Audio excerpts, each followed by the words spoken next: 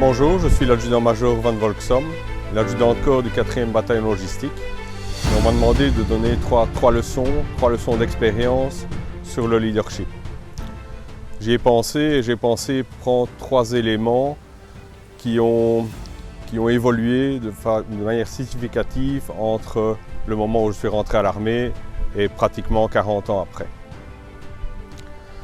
Le premier point, c'est l'aspect de chef comme exemple, comme modèle. Lorsque je suis rentré, bien souvent on disait le chef c'est faites ce que je dis, pas ce que je fais.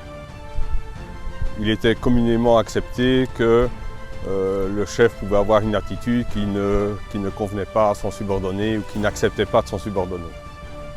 Je pense qu'aujourd'hui, c'est terminé, on ne peut plus faire ça. À l'époque, quand on s'en plaignait, on nous disait eh bien, on ne contrôle pas ses supérieurs. Vous faites ça et puis c'est tout. Maintenant, c'est terminé, ce genre d'explication n'est plus possible. J'en prends pour exemple quelque chose qui s'est passé il y a quelques années. Donc en tant qu'adjudant de corps, je demande que le personnel, lors des saluts au drapeau ou des cérémonies, soit en stricte tenue et qu'il soit équipé de ce qu'on appelle full ABL, donc du béret aux bottines, strictement militaire. Et lors d'un salut au drapeau, donc il y a quelques années, un officier s'est discrètement glissé derrière le peloton cadre, discrètement parce qu'il n'avait pas de médaille, il avait des chaussures civiles et non pas les bottines prévues. Moi, dans le groupe ou dans le travail du moment, je n'ai pas fait attention à ça, mais les hommes l'avaient remarqué. Et l'officier a été pris en photo à son insu. Le lendemain, la photo circulait partout avec des commentaires du style « voyez, on exige ça de nous et lui ne le fait pas ». Donc ça a jeté le discrédit sur l'officier. Ces directives ont après été mises en doute. Et il a été très compliqué pour moi de revoir les gens en tenue. Bien souvent après, on me disait « oui, mais vous avez vu, vous exigez ça de nous, mais lui ne le fait pas ».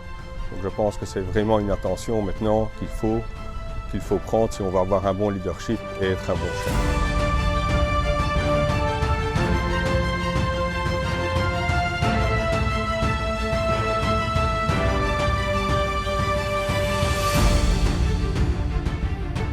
La deuxième expérience, c'est le travail de groupe.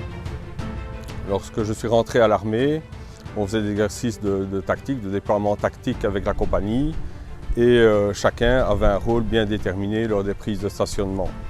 Le chef préparait ses ordres, l'adjoint préparait les plans tactiques, préparait les plans d'installation jusqu'au chauffeur qui faisait ses croquis personnels de mise en place tactique. Il entretenait son véhicule, il faisait leur plein de son véhicule, etc. Chacun avait bien une tâche particulière.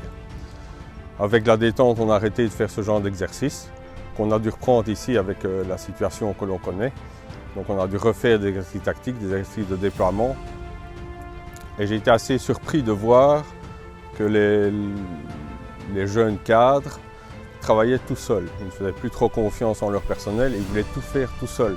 On avait donc un chef de peloton qui faisait son ordre, il installait les véhicules, il installait le personnel d'un point de vue tactique. Le CSM faisait également tout seul, il faisait l'épiquetage, il ramassait l'épiquetage. Résultat, rien ne s'est fait dans les temps prévus par l'état-major et le personnel ne faisait rien.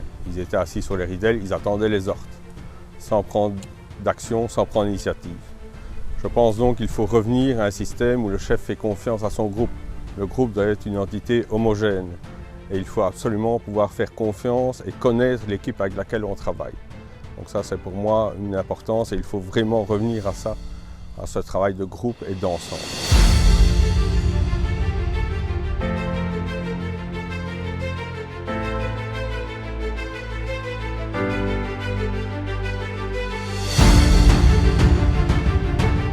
La troisième chose que je voudrais mettre en avant, c'est l'expérience du passé. Donc toujours bien regarder ce qui s'est passé avant, avoir une vision dans le rétroviseur. Comment travaillait-on avant? Alors, là aussi, je vais reprendre mon expérience quand je suis rentré. Les choses étaient assez figées. Donc il y avait des règlements, tout était réglementé, tout était codifié. Les changements étaient difficiles à mettre en œuvre et difficiles dans le temps. Et puis ça s'est amélioré, on a pu faire des changements plus facilement. Et du fait de pouvoir faire ces changements plus facilement, on a fait beaucoup plus de changements. Et j'ai même l'impression maintenant que le jeune cadre veut affirmer son autorité, marquer son territoire en faisant des changements. On arrive et on change, sans trop regarder comment ça se passait ou pourquoi, mais voilà, on veut asseoir son autorité sur le changement. Et là, je dis aux jeunes cadres, ne le faites pas, attendez, observez, regardez comment votre section a évolué, d'où elle est partie, pourquoi on en est arrivé là, pourquoi on travaille de telle ou telle façon. Donc prendre le temps, et si les changements sont nécessaires, alors on les fait. Parce qu'actuellement, les changements, on change tout. On change ce qui va mal, on change également ce qui va bien. Donc toujours avoir un regard sur le passé, et ça permet de ne pas reproduire les erreurs qui ont été commises, et ça permet aussi de pouvoir garder ce qui est bien, ce qui fonctionne correctement. Ça évite aussi que les gens aient l'impression de tourner en rond. Encore ici, pour exemple, je parlais avec un premier caporal-chef qui me disait « Ah, le chef a décidé de changer, on va rescinder la section en groupe, on va refaire ce qu'on a fait, vous vous souvenez, il y a 6-7 ans et qui n'avait pas fonctionné. » Donc lui, il savait très bien que ça n'avait pas fonctionné, il savait dire comment ça allait évoluer, et malgré tout, voilà, le chef a décidé de le refaire et ce fut un échec. Voilà mes trois expériences sur le leadership. Merci.